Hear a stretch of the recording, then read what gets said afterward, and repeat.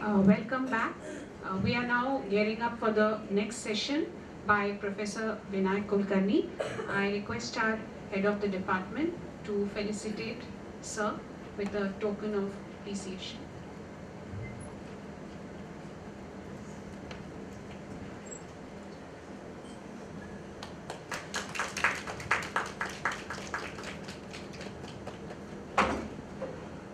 I now invite Professor Kulkarni to conduct the session. So, good afternoon everybody. Just now my colleague Professor Josna Prajapati has given you the idea with few fundamental things about partial differential equation and its geometrical interpretation in terms of curves and surfaces. Okay. So, responsibility given to me is a parabolic type of partial differential equation, and my sessions are particularly dedicated to the heat equation, because heat equation, the classical heat equations are parabolic equation. I will come to that classification point later on. Okay.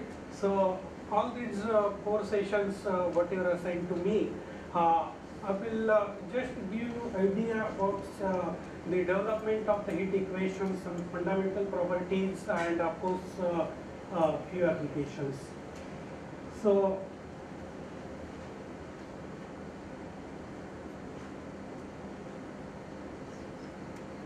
I think it's still not working.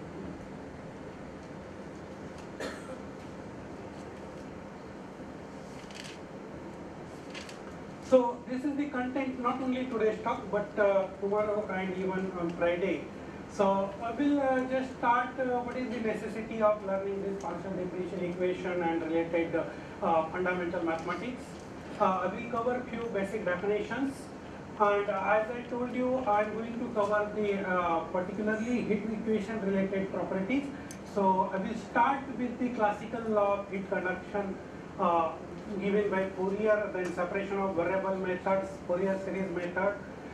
Then I will come to the development of the heat kernel, its properties, followed by integral transform method, and of course generalized heat equation.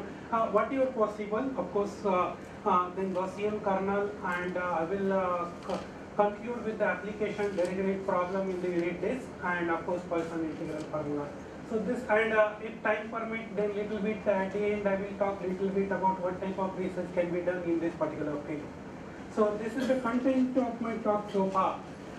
Before starting to the fundamental mathematics, as I told you, my session is mostly dedicated to application oriented. I am basically applied mathematician, and my passion is to find out the real life applications of the mathematics in the various fields like science and technology. So I will take you a very, what I can say, a real life situation over here. Suppose in a summer situation, you are going somewhere by car, you are moving by car, okay, and of course inside car this AC is on, okay, and outside temperature is almost what you can say 40-45 degrees centigrade.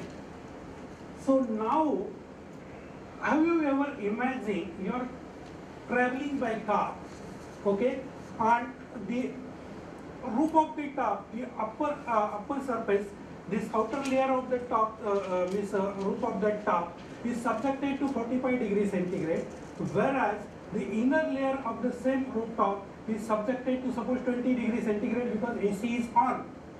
Have you ever thought this is a completely contrast situation scientifically? Because this is a huge temperature, more than 40 degrees centigrade, 45 degrees centigrade, inside layer is subjected to 20 degrees centigrade, so almost 20-25 degrees centigrade difference is there. So how this particular change in temperature or further physical consequences created by this change in temperature is capable to bear by this structure of the car? Have you ever thought before designing this particular structure, the scientists or engineers or whoever is involved in that particular activity, they must have thought, they must have calculated the rate of heat transfer happening within that particular structure, and accordingly they will have to create, they will have to design that particular surface. So this is a little bit chart of what will happen after 10 minutes, after 20 minutes, after 30 minutes, after 40 minutes, because the temperature is function of time as well as position. Okay, so this change in temperature will create a different rate of heat transfer within that particular surface. Okay, and then it's as a further consequences, this will create the thermostresses, or what you can say the thermal deformation, deflection, all those physical consequences possibly happening in that structure. And before designing particular this car structure, engineer has to decide, engineer has to calculate this mathematical things, the rate of heat transfer, of course, and further physical consequences, what I have listed out. Now, the problem arises, you might be thinking why you are discussing this problem over here, because this particular problem is related to the something like engineering field, or what you can say automobile field, or material designing, or structural designing. We are a mathematician. But my claim is that I am trying to convince you people, we being a mathematician can contribute a lot in such real life problems. How it is, I am coming to that particular point. Of course, I will have to take you to the fundamentals of the heat equation and its properties and methodologies and all those things. But at the end, somewhere we'll come to the conclusion that how one mathematician can contribute in this particular field. And this is not only the field. I can tell you hundreds of situations like this, where the basically problem is from related to physics or something like basically basic science or engineering, various branches, various disciplines. But we as a mathematician can contribute a lot of more here. We can give a lot of inputs before designing of this particular structures. How it is, I am coming to that point of course later on. But this is the situation where means one can contribute. The another important thing before going ahead, I would like to share with you people that what is the role of mathematics in the science and technology. We used to call, we are playing a very crucial role. We are at the center, and science and technology, they are revolving around us. This is really happening. But ahead of that, when I start to work in the field of applied mathematics, okay, so the question was teasing to me, question was troubling to me. We can list out so many applications like this, what just I have pointed out. But we are very much good in the listing out the applications, but the problem is how but exactly we as a mathematician or our mathematician plays a crucial role in the various problems in the science and technology. So when I start to learn that way, so first thing what I realize, I have listed out so many applications over here, the geoscience, communication, finance, engineering, manufacturing, economics. This is the versatile field, chemistry, physics, and this is not even a complete list. I can tell you hundreds of applications, and mathematics is at the center. But the first thing what I realized when I started to learn, or when I started to work in the field of applied mathematician, you might have heard, you of course studied physics at least somewhere, okay, during your graduation curriculum. So in physics, many times you have heard the phrase like rate of change of velocity, rate of change of acceleration, rate of change of electric current, rate of change of temperature, okay, rate of change of what you can say in the chemistry like heat transfer again, or rate of change of molecular displacement, rate of change of in the population. In social science you can say rate of change of particular value of the share in the share market field. Economics you can say. Everywhere this phrase is being used, people are so much interested to calculate rate of change, right? After collecting data collection is the part of again application applied mathematics, and of course application related areas. One has to collect the data related to that particular field where you want to work, right? But after collecting data, the first important thing what we want to analyze, or what someone being a scientist, being engineer, being a social scientist, or whosoever may be, they are so much interested to calculate rate of change, isn't it? So what is this rate of change? This rate of change is nothing but our derivatives.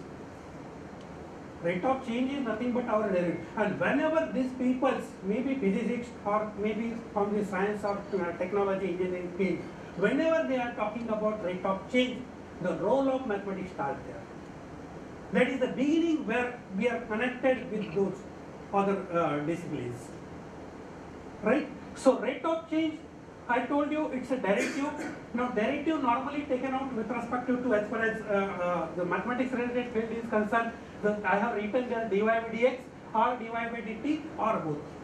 Rate of change with respect to time variable, because time variable plays a very important role in the dynamical systems, and rate of change with respect to x with respect to the space variable. So these two things are very important, and most of the time in the most of the real life situation you have to consider both. Even though this is not good enough, I will go ahead and I will tell you even this is not good enough, you have to consider the physical parameters working in that particular field. So first thing is the time variable, another thing is the space variable, and third is the physical parameter or whatever parameters they are working in that particular respective field. So those variables work as an independent variable in our language of mathematics. Those are working, and you have to consider all, because you have to analyze that particular field. So if the number of independent variables are more than one, of course it's a partial differential. The equation involving this multiple independent variables, the role of partial differential equation starts there. Okay, so this is the connection what I understood at the beginning of the application of the mathematics, that everyone is interested to calculate the rate of change. Rate of change is nothing but our differentiation. As far as real life problem is concerned, real life problem is always subjected to multiple independent variables, and therefore the partial differential equation plays a very important role in the science and technology, and of course in the various fields. How it works? Now I have written here, start with the real world problem in the local context. Okay, one has to start, just I started the car problem, which is subjected to the constant temperature levels. So one has to start with the real life problem in the local context. Then pose the problem statement. Problem statement means we have to write it in the technical language. We have to list out what type of variables working in that particular field. Okay, and how they are correlated with each other. Then we have to list out the dependent variable and independent variable. Which particular variable depends on the other, of course, practically. So that way you have to think, and then you have to make a certain assumptions. You have to make a list of the variables, as I told you in the what you can say, the dependent and independent variable, and then after doing this type of activities you can reach to a mathematical model. So mathematical model again is a very important activity as far as applied mathematics is concerned, because what type of problems you are tackling with, you are is under consideration. You have to convert in the language of mathematical model is nothing but converting the problem is described their own terminologies. It may be science and technology, it may be economics, it may be social science, whatever field is related, they are describing their problem in their own, they are having their own terminology, right? So we'll have to convert in the language of mathematics. So conversion of the problem in the language of mathematics is nothing but mathematical model. And of course, we'll have to start with the basic laws or intuitive laws happening over there in that particular physical system. Okay, so accordingly, to find out the relation between dependent and independent variable, along with most of the times the boundary conditions are there. As I told you, the upper surface of the car is subjected to 45 degree, where inner surface is subjected to 20 degree. This is nothing but the boundary conditions. And initial condition is also plays a very important role, which we used to call, if initial condition is under consideration, we used to call it as the initial value problem. And initial condition along with the boundary condition, we used to call it as a boundary value problem. So that type of situation, whatever is under consideration, collectively means we'll have to set up a governing partial differential equation subjected to initial and boundary condition. This will give you mathematical solution. Then again, we have to go back to our fundamental mathematics. Of course, we have to check that model is very much stable, mathematically correct or not. After designing a mathematical model, then we'll have to find out the solution of that particular problem. As problem is related to the realistic field, sometimes our day-to-day mathematical techniques may not apply, then you will have to do something extra, you will have to find out some other ways for the solution of that particular problem. Of course, these two steps are purely mathematical steps. Building a mathematical model and finding out the mathematical solution. But after finding out a mathematical solution, then again the solution obtained is in the language of mathematics. We started with the technical language, basic sciences language.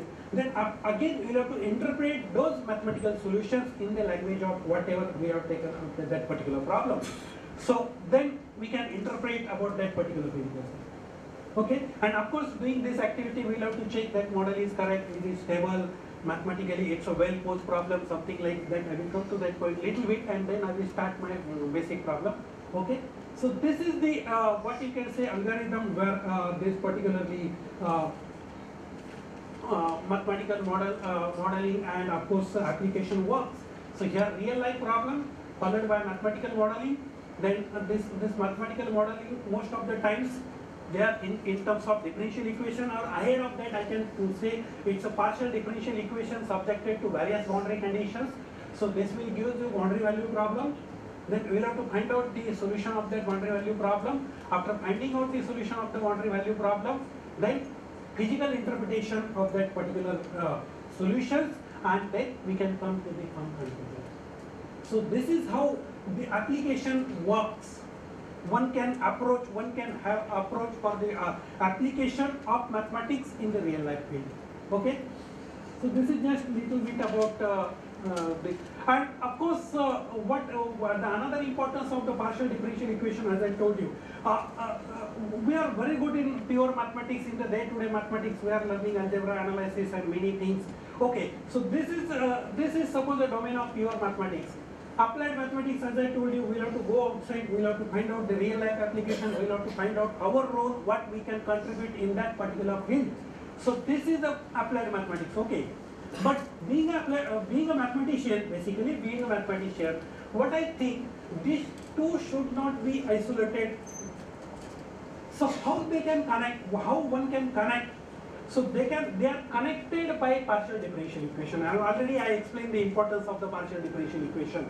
What I understood during my study in the field of applied mathematics, that the domain of the pure mathematics and applied mathematics, they are very much connected with the partial differential equation. And that's why I really appreciate the organizers of this particular workshop, that they are dedicatedly, we are contributing to the partial differential equation, because this is a very important area of the mathematics where we can think of the pure mathematics, and even we can go out and we can find out the application of the mathematics, and they are connected via this partial differential equation.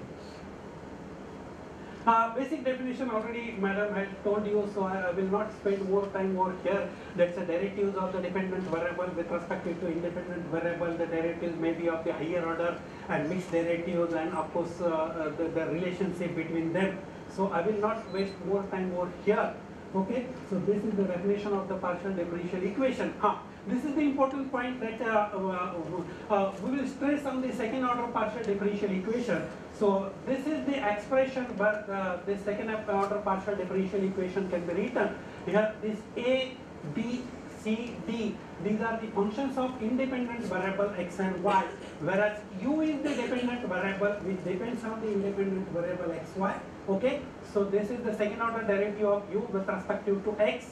This is mixed derivative, and this is with respect to y, and these are the coefficients. A, B, C are the coefficients which is a function of x and y, independent variable x and y.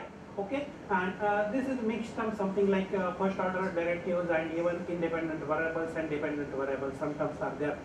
So this second order partial differential equation, we used to call it as a parabolic type if the discriminant b square minus ac is 0.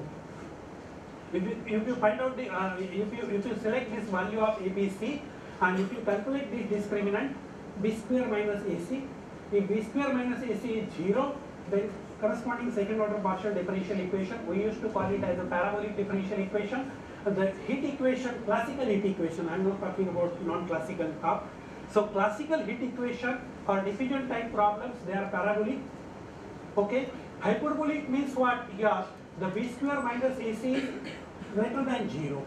If the discriminant is greater than 0, then equation, then corresponding second order partial differential equation we will call it as a hyperbolic type. So this is a particularly wave equation. Okay, and elliptic type differential equation when your b square minus ac is less than 0. Laplace equation, steady state problem or potential type problem, this is nothing but elliptic type differential equation. So basically second order partial differential equation is classified into three types: parabolic, hyperbolic, elliptic. My job is to cover this parabolic differential equation, and this is purely dedicated to the heat flow problems. Okay. Boundary value problem, I already told you, it's a set of governing differential equation. Of course, differential equation is the partial differential equation along with the boundary condition and initial condition. But this part is very important. Well-posed boundary value. The boundary value problem is not good enough. One can set up a boundary value problem according to his convenience under a certain assumptions or maybe hypothetical assumptions. But whenever you are working in the real life field, you cannot make hypothetical assumptions, particularly in the engineering field or particularly in the science field, because even though if you are converting, you are constructing a mathematical model under the hypothetical assumptions, then the results obtained by that particular model may not applicable again in that particular field. So you cannot ignore the whatever the basic fundamentals or whatever the role of the variable working in that particular field. So even non-linearity or something like whatever the basic characteristics of that variables, we cannot ignore it. You have to keep the role as it is in the mathematical model. And therefore, after converting mathematical model, that problem must be well-posed problem. Then problem arises, what are the conditions for the well-posedness of the problem? Number one, these are three conditions: existence of the solution, the problem must have solution. Number two, the solution obtained must be unique, and number three, the solution must be stable. Existence, uniqueness, and stability. This is our basic mathematics. This is our pure mathematics. One cannot ignore it. Even though somebody is working in the field of applied mathematics, it doesn't mean that he is not using the fundamental mathematics. The fundamental mathematics is always, it's a part and parcel of the applied mathematics. We cannot ignore it. We need it. We have to go after considering the particular problem, we have to go back in the fundamentals only. Okay, so these three characteristics are very much important. The problem must have solution. That solution must unique and stable. Stable means what? If we change, if we do even if a small change in the boundary condition, that should be reflected in the corresponding solution. That is known as stability. So these three things we have to check after constructing a model, that whether this problem constructed in the language of mathematics is well posed or not. So these things, these are the characters we have to test out before going ahead. Now I will come to the particularly heat equation. But this is little bit, I just shared a few things. What is the role of partial differential equation, and of course how one can start to work in the field of applied mathematics.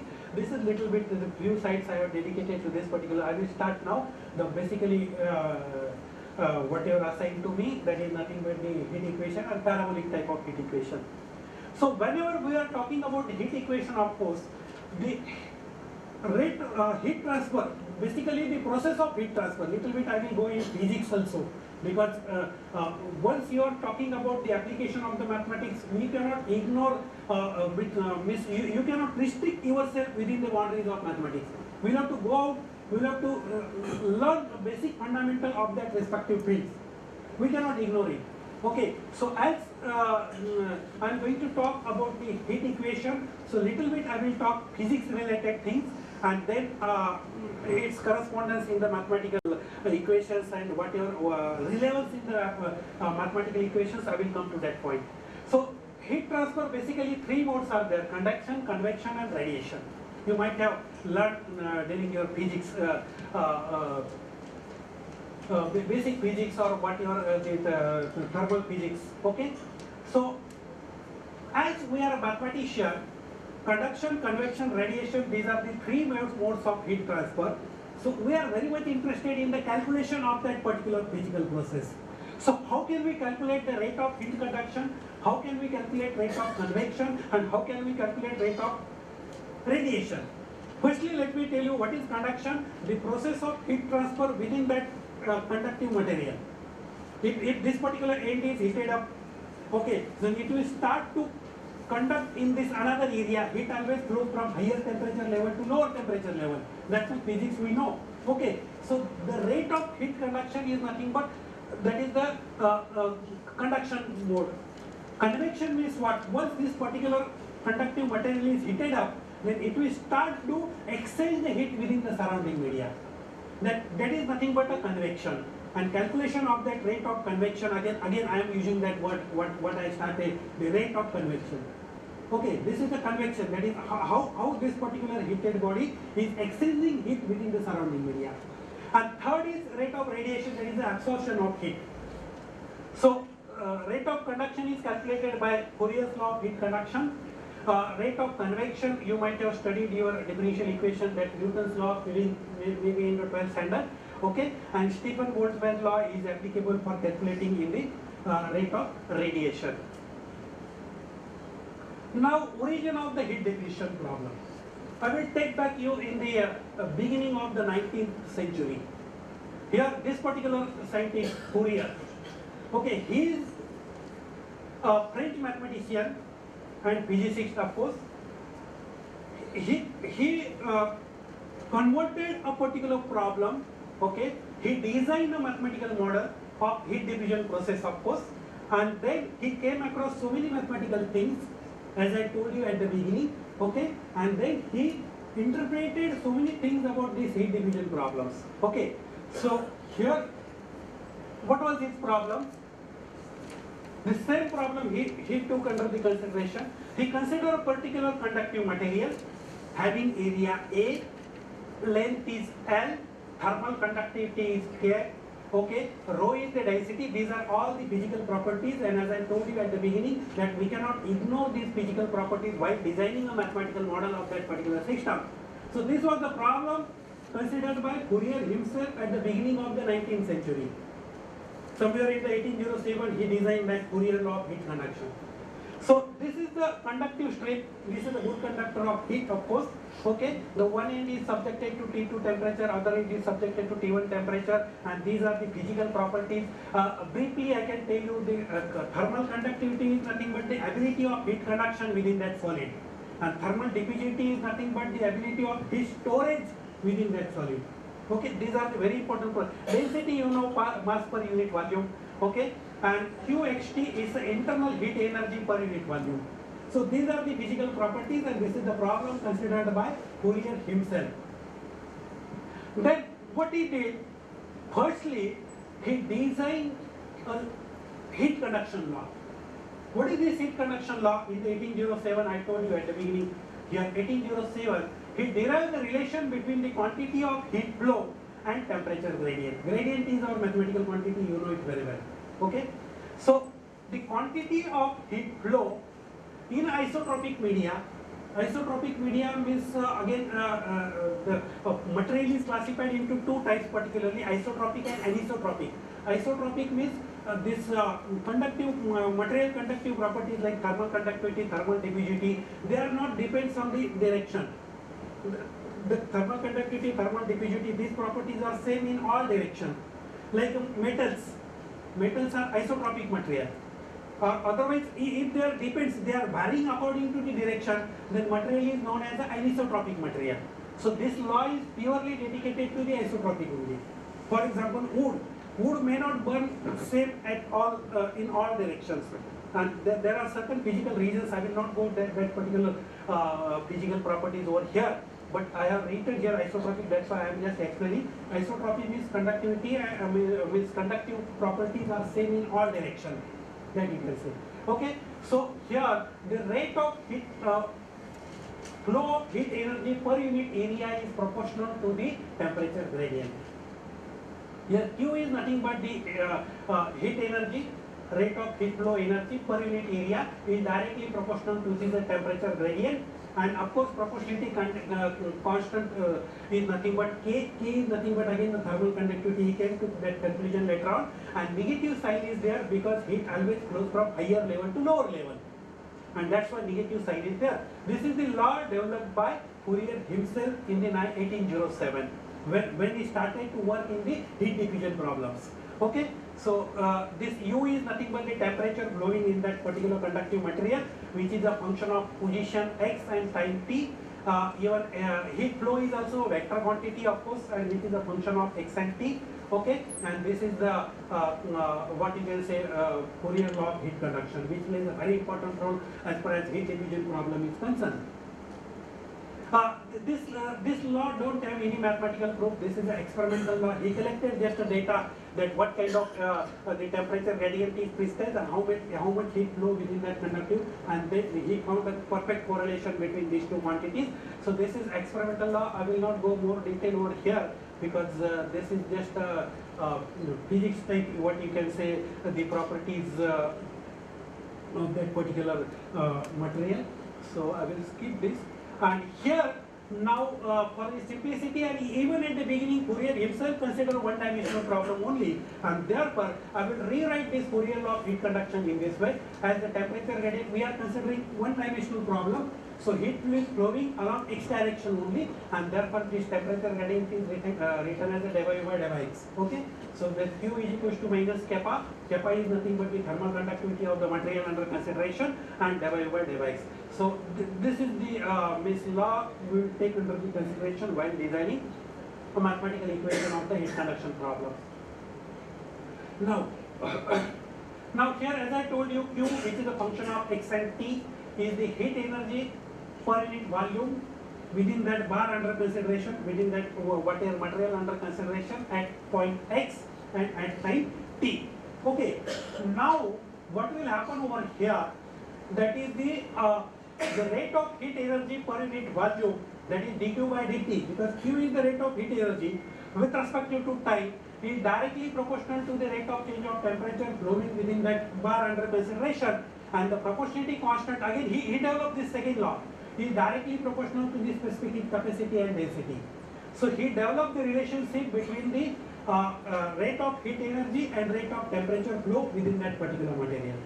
Okay, so he reached to this second mathematical equation. Then what will happen over here, he find out one more relation between the rate of heat flow with respect to time, and here the here Q is nothing but the heat flux. Heat flux is nothing but what I can tell you, the rate of change of temperature with respect to position. That is, we used to call it as a heat flux. This flux quantity, flux word is also you might have heard in the physics, like electric flux, magnetic flux. Similar, this is the heat flux. Heat flux is nothing but the rate of change of temperature. Okay, so he find out the relation between the heat flux and rate of heat energy flowing in that particular material. Okay, so this is dq by what I can say dt, and is directly proportional to the rate of change of heat flux with respect to x.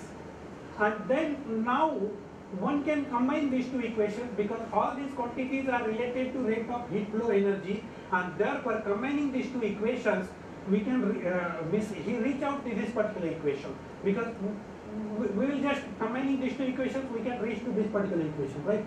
That is the rate of change of temperature with respect to time is directly proportional to the heat flux, and this proportionality constant is 1 upon rho Cp, the specific heat capacity and density. Okay, so here once again I can substitute the value of Q.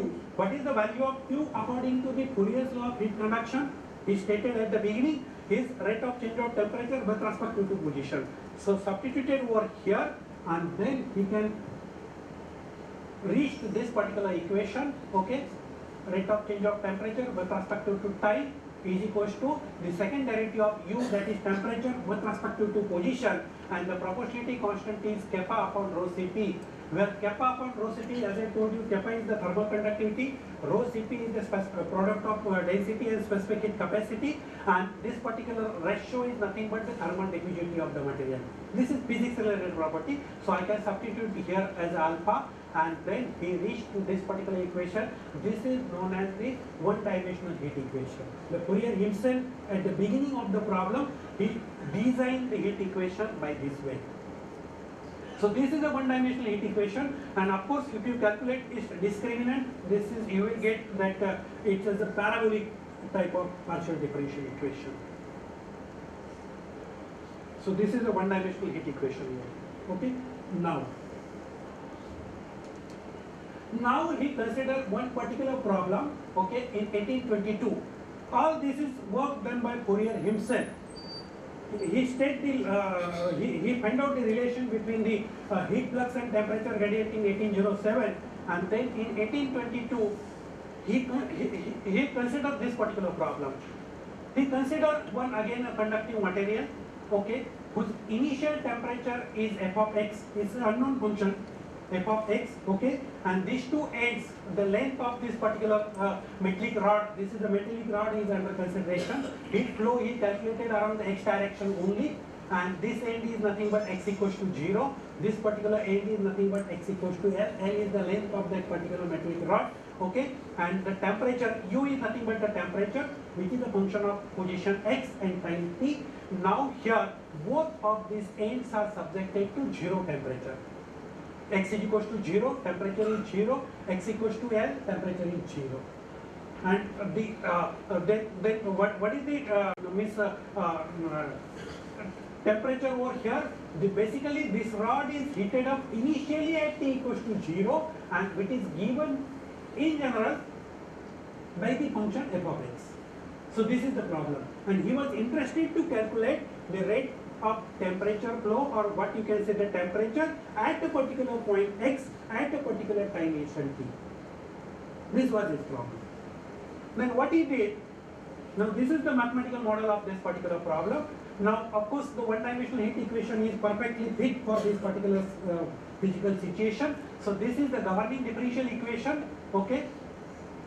The domain of x is now bounded domain, x belongs to 0 to L as rod is finite.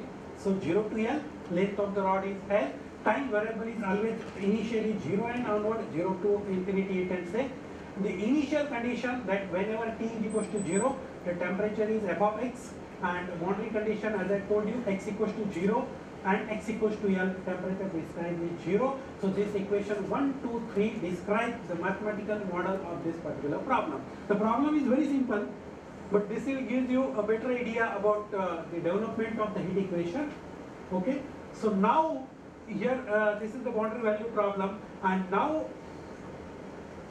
he was interested to find out the solution of this particular problem. Now question are, how can we find out the solution? There are multiple methods now, but he chosen the method of separation of variable for this particular problem, because separation of variable is much applicable. This is not a homogeneous problem. Okay. As u is a function of x and t, therefore the solution may be written as the product of some unknown function of x and some unknown function of t. So x is function of space variable x, and capital T is function of time variable t, and this x of x and t of t will give you solution of this particular problem according to the separation of variable method. Now what is the separation of variable method? This is just assumption. Now we are interested to find out this unknown function x and t. So I will substitute this value of u in the governing differential equation. That is dy by dt is equals to alpha times second derivative of u with respect to x. So I will substitute this value, and I will just separate the variables. Separate the variables means t variables I have written separately, and x variables I have written separately. X and t are independent variables. Okay, and therefore by the theorem on equal ratio, as the ratios are equal, so they must be equal to some unknown constant. So I will call it as a minus lambda. Minus is just a mathematical adjustment. Okay, and then I will equate this first ratio to this minus lambda. Then I will equate to the second ratio. That mathematical process you know already. Okay, and then I will come to this two separate ordinary differential equations. Basically, our problem was related to the partial differential equation with two independent variables, x and t.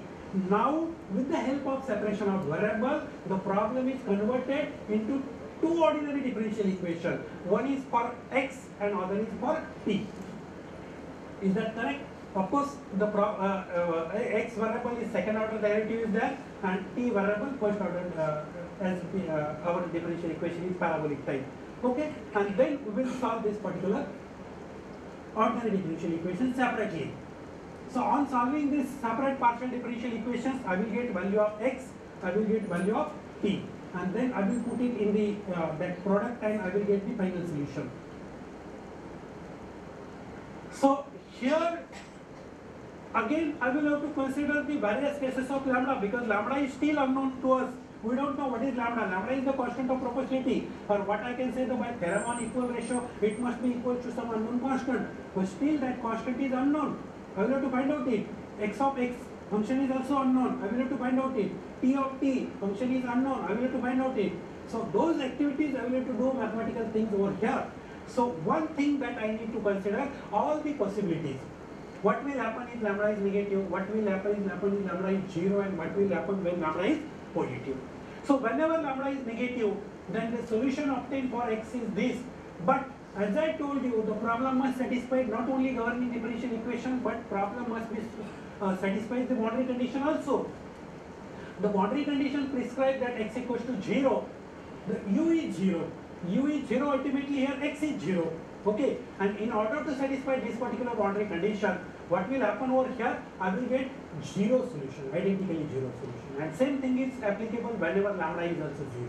Because when lambda is 0, I will get the multiple root 0, 0, right? And therefore this is, so in both of these cases, whenever lambda is negative or whenever lambda is 0, the solution obtained is identically 0 solution, but we are not interested in 0 solution.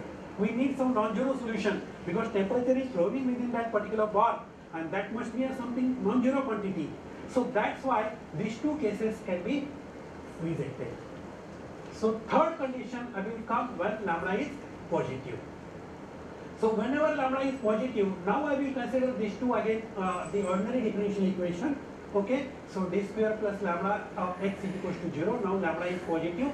I think you are much familiar with this type of equations, so I need not to solve it separately. I will get, of course, the roots, that is plus or minus lambda I, right? It's a complex root, and as it's a complex root, I will have to take two unknown constants, that a and b, and x of x can be written as a sin root lambda x and b sin root, b cos root lambda x, right? Same thing will be happen over here. Whenever I will consider this ordinary differential equation, first order ordinary differential equation, I will get simple root that d is equals to minus lambda alpha, and the solution can be written as c is again constant coefficient. We used to consider it according to the degree of that particular ordinary differential equation, and therefore the solution can be written as c e to the power minus lambda alpha t. So I got solution of x and t. Okay, and now I will substitute in this particular that our initial assumption that the solution is nothing but a product of these two particular functions. I reach to x of x and t of t. So I will substitute that x of x and t of t, and I can reach to this particular solution. Is that okay? Now I will go ahead. Now what will happen? I have written most of the simplification steps also. Okay, so what will happen over here? Of course, initially I can combine, because all these A, B, C are constant coefficients. So I can combine AC and BC with some new constants. So I have written it as a D and E. So three constants converted into two. We'll just try to eliminate those constants. Okay, now I will start to apply the boundary conditions. So what is the first boundary condition? The first boundary condition is u is 0 whenever x is 0. Now I will substitute over here. Whenever I will put x equals to 0, sin 0 is 0. And whenever I will put here, the cos 0 is 1. So therefore, in order to satisfy this particular boundary condition, I will have to choose e equals to 0. So now e is converted into 0, and the solution given by equation 8 is converted now solution into equation 9. Okay. Now I will use the second boundary condition. What is second boundary condition? That u equals to 0, x equals to L. Now I will put x equals to L, and therefore I will get d sine root lambda L e to the power minus lambda alpha t. Of course, this product is 0. Exponential function is never 0. So that case I cannot that is already rejected. Now d cannot be 0. If I choose d 0, then complete again identically 0 solution I will get. I am not interested in 0 solution, and the only possibility is that the sine root lambda L is 0. Then sine theta is 0, means theta must be multiple of n pi, and therefore root lambda L is equals to n pi, and therefore lambda is nothing but that root lambda is nothing but n pi by L. We used to call it as this as the eigenvalues. This is the eigenvalue. This is the separation of variable will convert the boundary value problem into eigenvalue problem. And these are the corresponding eigen. Lambda is equals to n square pi square by L. Okay, so I will substitute value of lambda. As I told you that all these constants, that lambda constant of proportionality is also unknown constant. I will have to find out it. Now we obtain this unknown constant lambda. Okay, so unknown constant lambda, I will substitute both of these pluses, this and this in the exponential function. Okay, and n is nothing but positive integer. That mathematical part is already known to you. And now revised solution is equation number 11. Still d is unknown there. So in order to find d now, here, and one more important thing I will have to take care before going ahead. As I told you, n is a positive integer, and as we know, n is equals to 1 is solution, n is equals to 2 is solution, n is equal to 100 is also solution. If all these are the solutions, then their sum is also solution. That basic mathematics, we are very good in basic mathematics, and therefore I will have to combine all those solutions, and that's why the last equation is I have converted. Instead of writing every time that n belongs to z plus, I will write n is equals to 1 to infinity. Is it? Okay, so this is our revised solution, and now the question d will vary according to the n. D is not going to constant every time, because d will be different when we will consider n equals to 1, then n equals to 2, n equals to 3. So d is something different. D depends on n. Therefore, instead of writing d, I have written dn. And now my next step is to find out dn. Now to find dn, I have one more condition, which is the initial condition. And what is that initial condition? Whenever t is 0, u is equals to f of x. Okay, so I will substitute t equals to 0, this will 1, and the remaining equation is this. So what I obtain after using the initial condition in the last updated solution, that f of x is equals to summation n is equals to 1 to infinity dn sin n pi x by L. Okay, now the question arises, how can we find dn now? So how can we find dn? So dn can be obtained by using the orthogonality property of the trigonometric function. What is that orthogonality property? I will multiply both sides of the equation by sin m pi by L, okay, and integrate within 0 to L, because x varies from 0 to L. Okay, so if I multiply with both sides of the equation, and if I integrate within 0 to L, then I can reach up to this equation. Okay, and as you know, this trigonometric function, orthogonality property of the trigonometric function, I can use, and I will get the value of dn. So what is that orthogonality property? I have written over here. Whenever m and n are equal, its value is 1/2, otherwise it's a 0. Okay, so I have substituted and I simplified and I got this dn. Okay, so dn constant is given in terms of this integral equation, that 2 by L, 0 to L, f of x sin n pi x by L. Okay, and therefore the general solution of the heat reduction problem is found by Fourier himself in 1822. This is the general solution, and where the unknown coefficient dn is given by this. But one interesting thing happened during this solution. I will just share with you, because this is not, of course, part of our lecture, but I will go back and I will show one interesting thing observed by Fourier himself. What happened here? Let me tell you. Here it is. No, I will have to go back. Here it is.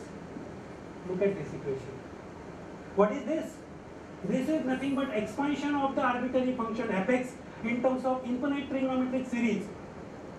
His intention was to find out the solution of the heat diffusion problem, one-dimensional heat diffusion problem. But when he solved, he adopted the separation of variable method. He came across with this particular equation, and he didn't ignore that, because what I learned through the history itself, D'Alembert solved the wave equation problem. Euler solved so many problem, related type of problem. They also came across with this type of series, but they simply ignored it. They were satisfied with the solution obtained of that particular problem.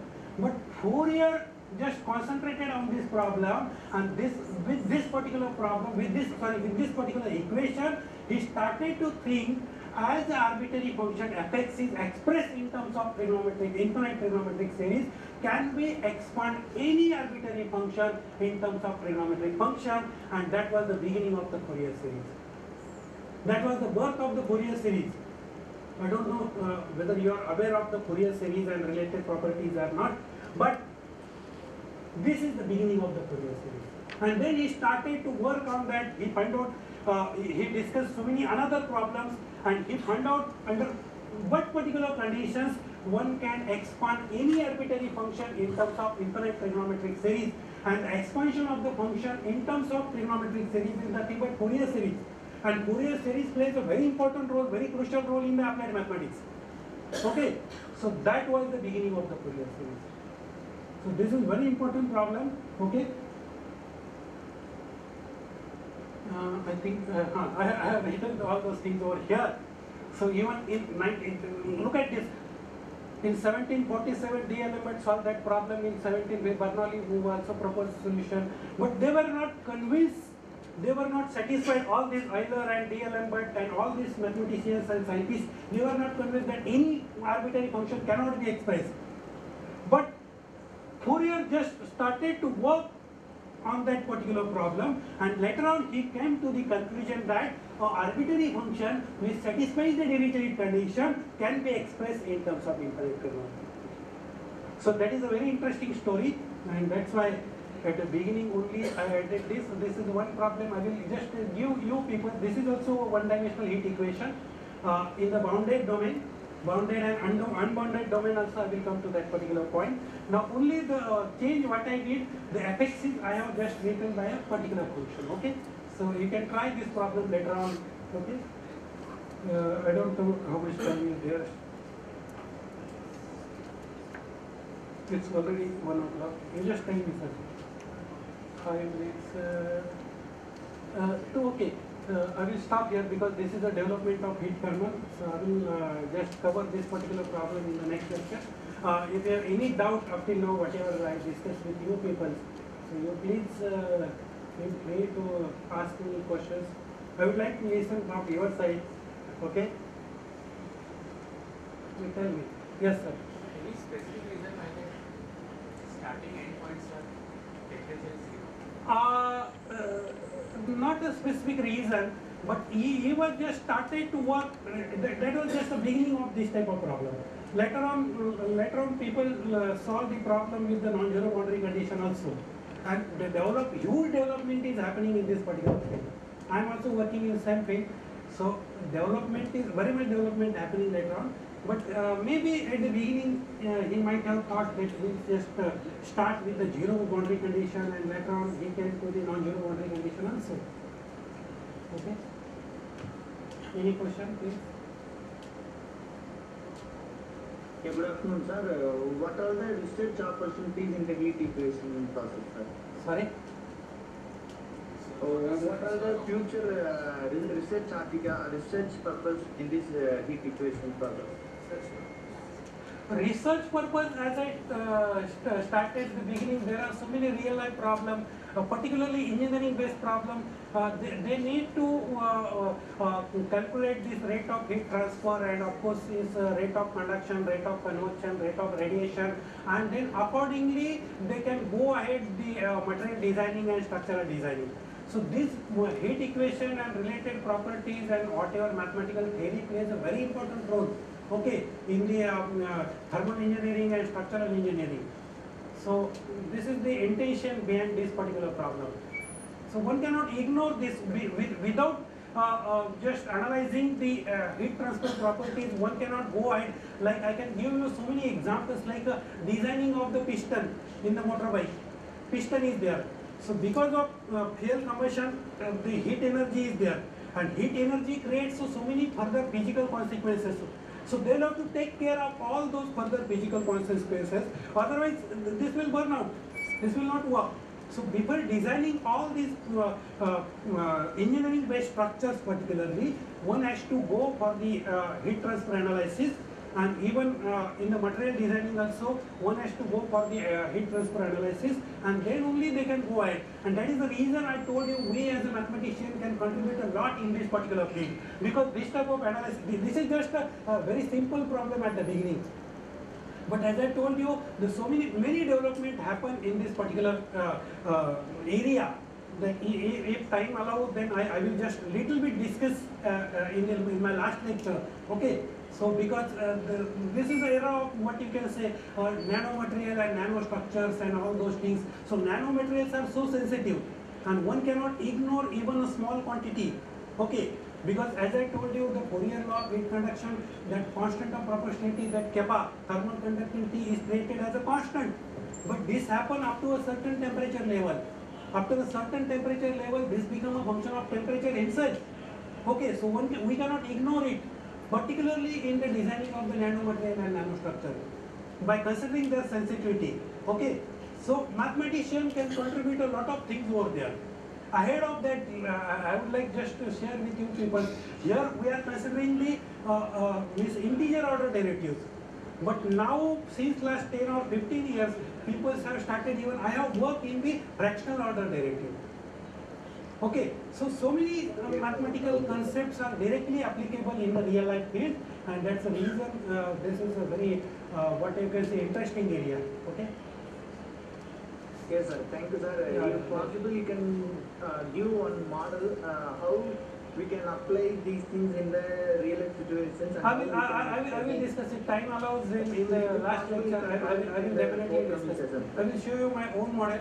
Okay, in the last lecture, if time allows us, of course, because we will have to learn so many things before going that particular stage. Because this is not something like, otherwise this will create a lot of gap. Yeah. Hello, sir. Numerical method solutions like Mentorship and rank recall set. Yes. So I just want to know what the correlation of this with the. No, actually, my understanding is if analytical solution is closed form solution is not possible, then only one should go for the numerical methods. If it is in such a cases, this is easily applicable. Therefore, one has to apply this separation of variable. Separation of variable also has so many limitations. Then again, integral transform, and there are so many analytical methods are there. And if it is not applicable, then one can go for that finite difference correct equation or finite element method, finite volume method. So those methods, if closed form solution is not possible, then go for analytical solution fails. That time we are going to use numerical method solutions. We can, whenever analytical solution, we can go for numerical solution also. Numerical solutions are comparatively easy solutions. But my understanding or always my point is that if closed form solutions are possible, then there is no point to go in the numerical solutions. Numerical solutions are also there. And there you will have to check again the convergence and all those things. Here we will have to check the well-posedness of the problem, what I told you at the beginning. Okay, the well-posedness is a very important thing as far as mathematical aspect is concerned. In the numerical solution, because you are doing that iterative type methods or something like, so that time again the convergence and all those things came into the picture. So that you will have to again check. Otherwise, yes, yes. Any other question? Hello, sir. So thank you. Hello. Yes. Yes. Yeah. Tell me. So as the name indicates, it's heat equation. So I want to know that does this equation arises in some other physical phenomenon, like it is not heat conducting module other than heat conducting module, but this equation arises. Can you see like this? I didn't got your what is it? Sorry. Ask me to speak a bit. Speaking very slowly. Please speak loudly. I am not able to listen you properly.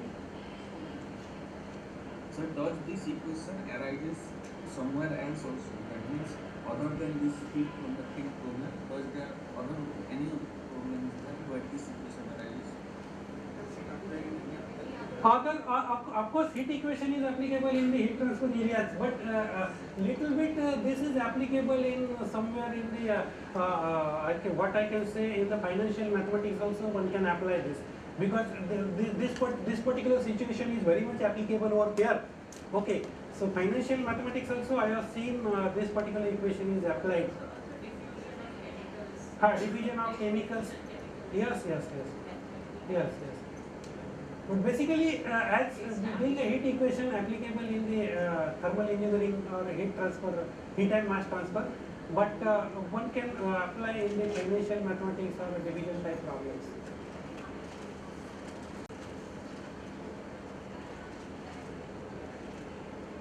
So okay, thank you. See you tomorrow. I thank Professor Vinayak Kulkarni for this enlightening session on heat equations. Also, he had taken a lot of efforts in preparing a kind of self-explanatory presentation. So, thank you once again, sir. Now there is a lunch break, and we will assemble back by 2:30 here.